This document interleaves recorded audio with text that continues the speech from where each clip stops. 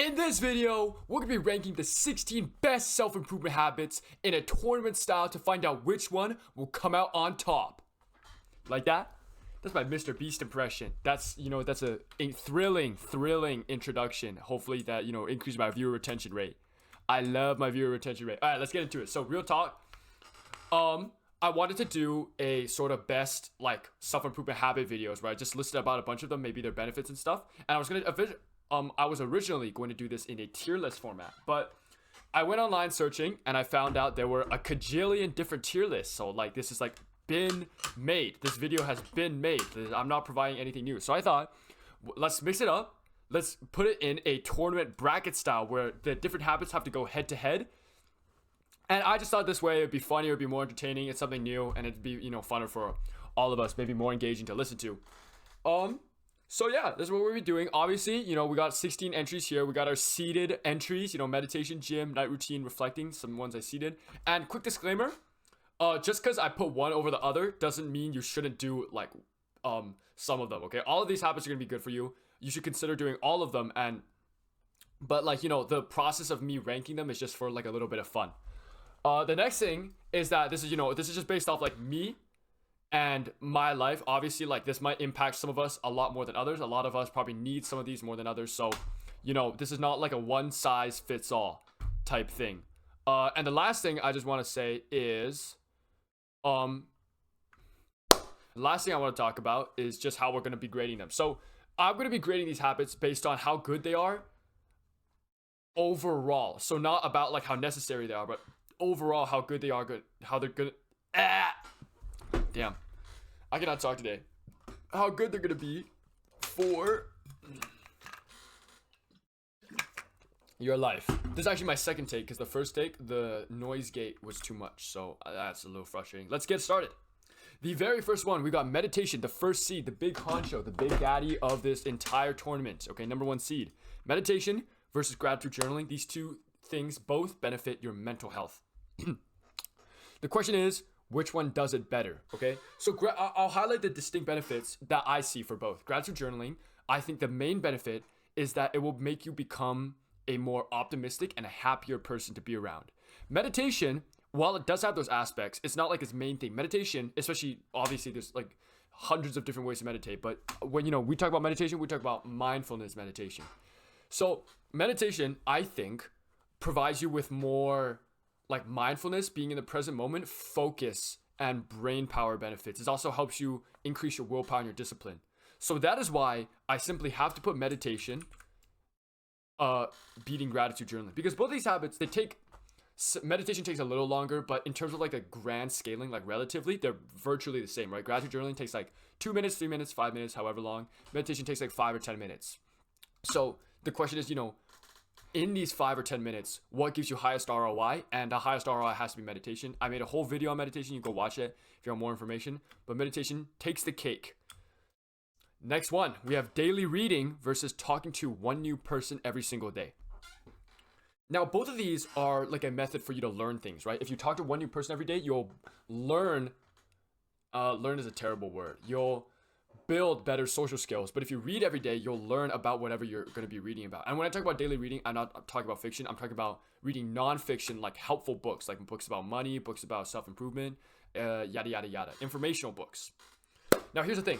Talking to one new person is situational. For example, not to suck my own dick or anything. Ooh, I don't want to swear this. It's fine.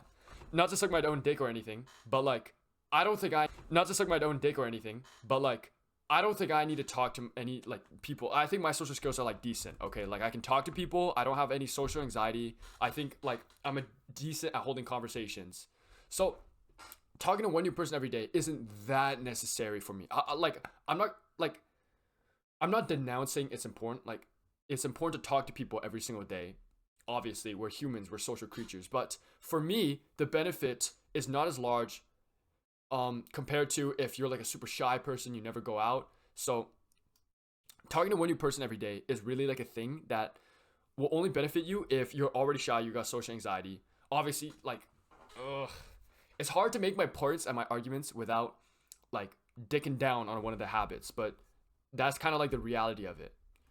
Whereas daily reading, I think is necessary for everyone. Because number one, a daily reading habit, just reading every day, makes you like, bro, you probably know this. It'll make you smarter. It'll make you better at like school or whatever. It'll make you like you'll know more things, right?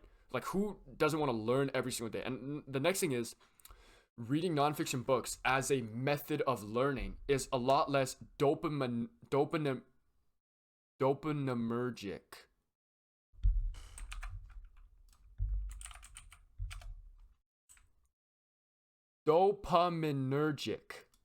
Daily reading is a lot less dopaminergic as a learning activity than like, let's say, watching YouTube videos or something. So for that reason, and for the fact that daily reading applies to everybody, whereas talking to one new person, like the law of diminishing returns, the less returns, the better you get at it. I think daily reading has to take the cake and makes, I think this is semifinals? Quarterfinals? No, sorry, my bad. This is not semifinals. These are semifinals. These are the finals. These are the quarterfinals. So daily reading makes the quarterfinals. Now let's do scheduling versus cold showering. Okay, so cold showering I think benefits everybody. Cold showering, I'll highlight a few of the key benefits. Okay, it'll wake you up. It'll spike your cortisol, so you can do it in the morning to spike your cortisol and set your circadian rhythm so you sleep better. Cold showering, makes you healthier, builds your immune system. It's just a very hard thing that will build your discipline. And it's also very short. So just for like a minute, 5 minutes every single day, you get these benefits. Scheduling requires a what's it called? A initial like deposit sort of. So you spend like an hour or 2 hours building your schedule, and then every single day you spend 5 or 10 minutes scheduling the next day. So in terms of like average it out over a year, the time it takes to do both of these habits is roughly the same, because it takes like 5 or 10 minutes to build a schedule for the next day. It takes 5 or 10 minutes to cold shower for the next day. So we can disregard the time component. Now let's just talk about which one is better. Let's talk about some of the benefits of scheduling. It will help you more organized. It will help you not procrastinate a lot. It will completely eliminate decision fatigue in your day. And if done correctly, it can push you to do more work. The thing is, like a disclaimer I have to say, so like right now scheduling is winning by a landslide, but the disclaimer I want to say, scheduling only applies to like certain people. Like I find scheduling very effective, but some other people might not find, like they might not like scheduling. They might like doing things off more on a whim. But this is my tournament style. This is my tier list or like bracket shit, whatever. So I need to put scheduling up here because scheduling is actually like an activity that like completely changed my life. Okay, let's get on to the exercise ones. We've got cardiovascular exercise and the gym, which is our second seed, the secondest big honcho of the tournament. Both of these are extremely important. So cardiovascular exercise, what I mean by this, running, jump rope, swimming, yada yada, sports, if you play any sports. The gym is the gym. We all know what it is. Now here's the thing. As much as I love cardio, and as much as like, I'm not gonna lie to you, like for your health, cardiovascular exercise is probably better than going to the gym. And like cardiovascular exercise is also probably better for like, you sweat and shit more when you do cardiovascular exercise. So it's probably better for you in that way as well. But the thing is, the gym is the gym. Like, and what I mean by this is like, when you think self-improvement, almost the first thing you like, the first association you make with that is going to the gym and like getting hella strong and like buff. That's like one of like the biggest like major things in terms of associations with self-improvement. Whereas cardiovascular exercise is also a big association. Exercise is also a big one. Also like fundamental. Like I'm not telling you, some of the other like ones on here you can skip. Like you don't have to cold shower, you don't have to schedule, but you have to do cardio exercise and you also have to go to the gym. Okay, so I'm not like downplaying either of them. But the thing is, as much as we love cardiovascular exercise, the gym is the gym. Like hitting workouts is like the thing when it comes to self-improvement. I hope you get bigger. I hope you get stronger, more like testosterone shit. It's hard, so you pump weight. It is the gym. And for that reason, it just has to win. Again, do cardiovascular exercise. So that is the left side of the tournament style completed. These are our 4 contenders fighting for a spot in the semifinals. Let's talk about the 2 routines we have here. We have the night routine and the morning routine. Now let's talk about the morning routine first. Night routines are number 3 seed, by the way. The morning routine, it is so good because if you start your day off well, you'll build this snowball effect in your day and it'll be hard to mess up. You'll get this like feeling of guilt if you fuck around. So you'll be like, oh, my morning's good. Then let's like keep the streak. That's why the morning routine is so powerful. It also helps you wake up, right? So if you do have like a good morning routine, you'll feel less groggy in the following hours. And you'll also set circadian rhythms and shit so that you can go to sleep well. However, one thing I do want to say is the only way you can have a good morning routine is if your night routine is on point. Because if you don't sleep well, you sleep like 4 hours, or you like, we're waking up a bunch and you wake up tired and super groggy, you're not gonna have the discipline and the willpower to get out of bed and do your hard morning routine. I know this personally. Like sometimes I don't sleep well, so when I wake up, it's hard to build the motivation to cold shower, and then so I waste like 10-20 minutes, and then wasting that 10-20 minutes throws me off my routine. It's basically like negligible at that point to continue with it. So the morning routine kind of hinges on your night routine, and while the night routine semi hinges on your morning routine, like the stuff you can do in the morning routine, like aka like spike your cortisol, right, to set your circadian rhythms, it's not as dependent as the morning routine is on the night routine, which is why I think that having a good night routine with wind down routines and shit, going to bed at the same time is more crucial than having a good morning routine is. Wow, this is wide as shit.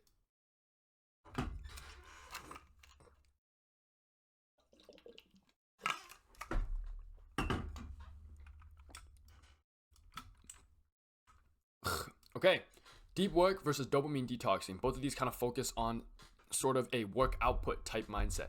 So what is deep work? I made a whole video about this, but deep work is basically when you sit down and you put 100% of your focus, so all your focus, everything you have, into a cognitively demanding task.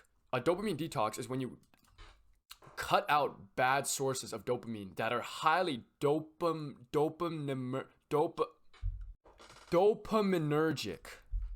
It's when you cut out these like sources of dopamine that are highly dopaminergic, that really like hurt your attention span and your dopamine receptors. So examples would be like stroking your shit, scrolling,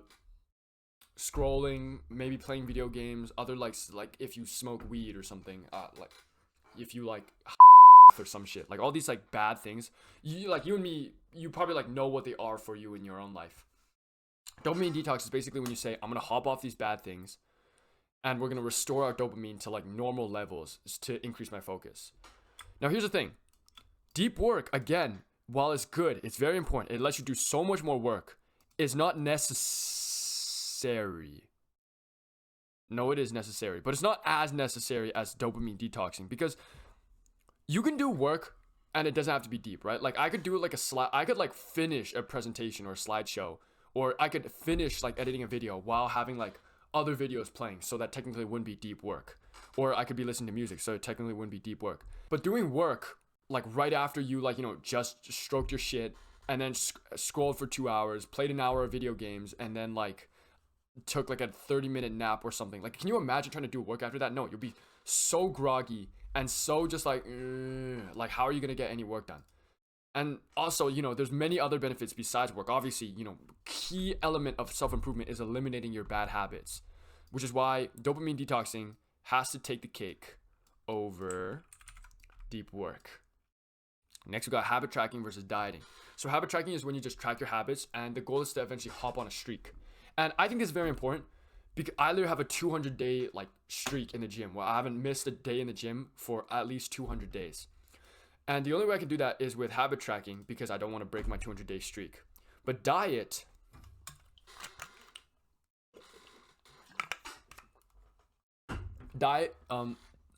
we know diet, right? It's like, it's the food you eat. It'll make you feel better if you eat better food. You'll be healthier. You get more gains in the gym. Here's the thing though, habit tracking is nice, but there are other ways to stick to habits than just habit tracking. Like, yes, it's very nice. I recommend you do it because it doesn't take that much time to do. You know what I'm saying? It takes like a minute because you just check off the habits. Whereas diet takes a lot longer to manage. But diet is literally the food you put in your body. If you're filling your body up with shit 24/7, you're gonna feel like shit 24/7.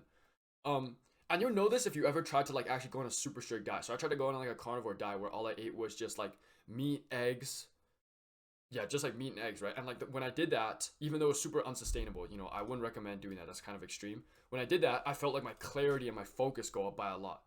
So your diet is super, super important, and it functions as sort of like the backbone to your energy levels throughout the day. That's why diet has to absolutely take the cake. You absolutely need a good diet. At least not like a shit. It doesn't have to be amazing, but you can't have a shit diet because you'll feel groggy all the time. It also, diet also encompasses when you eat, right? So if you eat like right before you do work, that's like bad because you'll feel groggy and like lethargic right before you're working. So diet, I say, argue, is more important than habit tracking.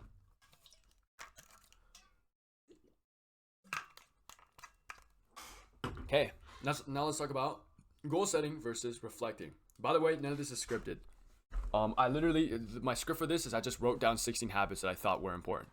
So that's literally everything. Okay, so goal setting, me and you know what that is. It's when you set long-term visionary goals with intermediary steps that sort of drive your life and fulfill you with purpose. Reflecting is number 4 seed, is when you every single day you reflect on what you did poorly throughout that day, what caused you to procrastinate, what you did well, and using that information, you formulate a learning lesson for the following day that you intend to follow. And the learning lesson is geared towards, like, what's it geared towards? The learning lesson is sort of like to prevent the mistakes you made this day and to accentuate like the good things you did this day. There's also weekly reflections, and weekly reflections is when you can dive deeper into like your core reasons as to why you procrastinate, to really who you are as a person. Now the thing is, again, you don't really have to goal set, and like we set mini goals for ourselves every single day, every single month anyways, right? Like even like vague goals like I want to be rich in the future is like still a goal. And obviously a lot of us don't have a purposeful reflecting habit, but I have a whole video on reflecting, which is why, like, so you can see why I think it's super important. You can see why it's number 4 seed. Reflecting, I think, helps you really like evolve and iterate and like get, we all know the adage is just like the quote or something. It's like just get better, 1% better every day. Reflecting is literally how you do that. It's how you get 1% better every day. You just reflect every day on what you did poorly and when you did goodly, what you did well. For that reason, reflecting has to take the cake. So we have our quarterfinal matchups all prepared. Okay, let's get on to our first matchup for the quarterfinals. So meditation versus daily reading. Meditation, number 1 seed. Meditation. Again, like we got to reiterate the benefits, right? Super high ROI, 5 or 10 minutes, and you get a bunch of like brain and mental health benefits. Daily reading, you learn something every single day in a non-dopamine I'm not even gonna try, bro. In a non-high dopamine like way. The thing is though, daily reading takes a while and is only super high ROI depending on like what books you read and how you absorb the information. So in terms of ROI, return on investment, meditation is way higher, unbelievably higher. And because of that, and also since meditation doesn't have like that much of a ceiling, right? Like you can never have too much like focus and willpower and like mindfulness going on. And for that reason, meditation has to take the cake. Even though I'm gonna iterate, daily reading is super important. You should still do it. Still read every day. Still learn every day. That's super important. Still daily read every day. But I'm strictly speaking as a habit, self-improvement, its ROI is like, meditation's ROI is way too big to be ignored. Okay. Scheduling versus the gym. I'm not gonna lie. The gym has to take the cake here. I know I made my decision fast, but I'll tell you why, okay? Scheduling, obviously very important, very close to me because scheduling is exactly what I use to like sort of fix my life. It's like one of the key cornerstone pillars of Ivan Shao's the self-improvement journey or something. But the thing is, the gym is the gym. It is the gym. It's like you can't fucking, there's no self-improvement without the gym. The gym is literally like the big honcho, the big man. It's like the boogeyman, bro. It's the boogeyman of the self-improvement tournament. It's like you just can't beat it, right? Like, and also like, to give some other reasons that aren't bullshit, it's like scheduling is again, like I said, it's not necessary for everybody, but the gym is necessary for everybody. Like every single person on self-improvement needs to go to the gym. It is a non-negotiable. But like there are workarounds to scheduling, which is why the gym has to take the cake here. Okay, with a night routine versus dopamine detox. So the night routine is very important because it lets you set your day off well via the morning routine. It's also sleep related, right? So if you get good sleep, you'll have more energy. You'll have more willpower, more brain points to spend throughout the day, yada yada yada. Also, night routine usually encompasses other habits, so it makes things like meditation easier or gratitude journaling easier. But the thing is, dopamine detox is all about eliminating your bad habits and restoring your dopamine to a baseline level. And eliminating bad habits is a huge, massive cornerstone of self-improvement as well. Matter of fact, I'd argue it's even more fundamental than the gym, because you can't be on self-improvement while still like, well, you can, right? But you can't be on self-improvement while, scrolling for 3 hours every day and then playing 4 hours of video games and then getting your shit off like twice a day or something. You can't, right? You need to like be working on these things, and that's what the dopamine detox is for. And so the night routine, while I think it's super important, and it's number 3 seed, I actually wasn't expecting this. The night routine is super important. I think dopamine detoxing has to take the cake here, because there are people out there with no night routines. They sleep whenever the fuck they want, and they're still in self-improvement, and they're still rocking shit, and like they're still like about that life, right? But there is no one on self-improvement who is, I feel like, who is okay or satisfied with still being addicted and still having like hyper levels of dopamine in their system. Like, there's no one on self-improvement who's like, oh yeah, scrolling for 4 hours a day is fine. There's like not a single person on self-improvement who's gonna say that. So why dopamine detoxing has to take the cake. Matter of fact, we're gonna change dopamine detoxing to eliminating bad habits, because that's a more fitting name. We'll change the color too. Dopamine detox is like the it ended up being the bad boy, the rebel of this tournament bracket style. You know what I'm saying? It showed its true colors. Okay, now we have diet versus reflecting. Here's the thing. Your diet does not have to be perfect to get like moderate benefits. Your diet all your diet has to be is not shit. Okay? And also, there's other things as well, right? Like if you go to the gym, you're bulking, your diet has to be more on point. But if we're talking about like diet strictly on its own for self-improvement, there's not like massive benefits. Obviously, the health benefits are crazy. You should eat healthy for your health benefits. But in the short term or midterm or even like long term, as in like the first like 5 or 10 years, diets like doesn't play like a massive role unless you like very like largely overhaul your diet, which while important, and you should do that, is a lot of work. Whereas reflecting, again, super high ROI. It takes like 5 or 10 minutes throughout the day and allows you to become that 1% better each day. So that's why I think reflecting just has to take the cake here. Okay, diet is super important. Again, like, it hurts me to like sort of diss all these other habits and shit, but it has to be done. If this was a tier list, I think I put like everything in S tier. Okay, we've got our semifinals. Contendants: meditation number 1, gym. Meditation, 1st seed. Gym, 2nd seed. Eliminating bad habits. Beating night routine, the 3rd seed. Super unexpected. And taking off its skin or some shit. Bruh, I don't know. I'm not creative at all, bro. We got reflecting, 4th seed. Let's start on the left side. We got meditation for the gym. 2 massive honchos. 1st seed for 2nd seed. The matchup we've all been waiting for. I don't know why I'm hyping it up. It's like actually not that interesting. Okay. So meditation versus the gym. This is like a big thing, okay? Again, I just want to reiterate, the gym is the gym. You can't have self-improvement without the gym. But I feel like you also just can't have self-improvement without meditation. So I think they're both equally critical and fundamental to self-improvement as an idea. So now with that out of the way, let's talk about which one is actually better. The gym will get you jacked, will get you strong, will increase your testosterone, your discipline, your willpower. Maybe you'll make friends in the gym. Obviously, you'll look better after you go to the gym, and you'll embrace like the whole gym culture and shit. So it's very good. Meditation, you will lower your baseline dopamine. You will be happier throughout the day. You'll have better mental health. You'll have better focus, better discipline. You'll be able to do more work. And I think I already said willpower. I think meditation has to win here. And I'll tell you why. Because there's people out there who aren't on self-improvement, but they go to the gym, but they're still miserable. Like, they go to the gym, but they're still miserable. I seldom know people who meditate every single day and are miserable and very unhappy with their lives. And the correlation, if you meditate often, you'll have more discipline, you'll have more willpower, you'll probably be in the self-improvement space. It's probably easier to go to the gym. Like, if you think about it this way, I feel like a daily meditation habit benefits you more than a daily gym habit. Yeah. I don't know. This is a hard decision.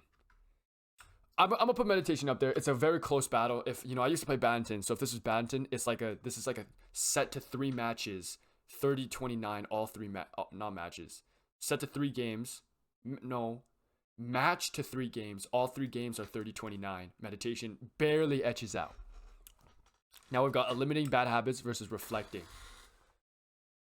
Now I just want to say, okay, as much as I love reflecting, and as much as good as reflecting is, the things you can accomplish through reflecting, you will eventually find out on your own. So like, let's say I'm addicted, every single day I waste time around 2 p.m. Eventually, after months maybe, I will realize that at 2 p.m. I waste a lot of time, just like eventually, because it just like comes to me, right? What reflecting does is it shortens that time to like a week tops, like 2 days. So its benefits are massive, right? But it's also not necessary. Like, you can come to these conclusions on your own. You could also just be reflecting like throughout the day, just on your own. It doesn't have to be through like a strict reflecting habit. But eliminating bad habits, again, is a core fundamental concept. You cannot be on self-improvement without eliminating your bad habits, or at least trying to eliminate your bad habits. So for that reason, I think eliminating bad habits has to win. Eliminating bad habits beats out reflecting to place in the finals, because you can't be on self-improvement if you're not actively working, like stopping like the addictions that hurt you, right? The whole goal of self-improvement is to improve yourself, right? You're trying to become the 2.0 version of yourself, and the 2.0 version of yourself doesn't stroke his meat every day or like scroll 5 hours a day. So eliminating bad habits, like, yeah, it does have to take the cake here. Okay, now we have meditation, #1 seed versus eliminating bad habits. The final match, who will win? You know what, this deserves its own thing. We'll just move these over here, and we'll delete these. Who will take the crown? We'll make the crown bigger so it looks like an actual prize. We'll make the square bigger. Who will take the prize? Meditation versus eliminating bad habits. So meditation, I think, is the highest ROI habit available. Okay, I know eliminating bad habits isn't really a habit. Fuck it, whatever. I made my bed, now I have to sleep in it. Meditation, I think, is the highest ROI habit available. Highest ROI, the best. 5 or 10 minutes for ungodly amounts of benefits. I've already talked about them. Like, I've been on meditation's ass. Like, I've been on it. But eliminating bad habits is also core, key, and fundamental to self-improvement. So we really have to like make a very educated decision here, which one should take the cake, because both of these are fundamental. Both of these should definitely be done. But which is more important? Or more importantly, which ones should you pursue more? That's kind of dumb. You should definitely pursue both.